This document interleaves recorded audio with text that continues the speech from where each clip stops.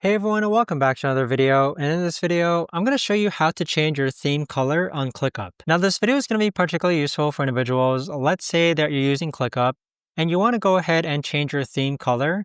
Maybe you want to change it to your favorite color or just simply make it brighter. How do you actually go ahead about doing so? Now this video is going to be short, sweet, and simple, guys. There's not going to be a lot of steps involved. Now in order to do this, what you're first going to do is log on to ClickUp. Then on the upper right hand corner, click on your profile icon name. Then click on settings. And then from here, you see some blurred out information, but you're going to scroll all the way down.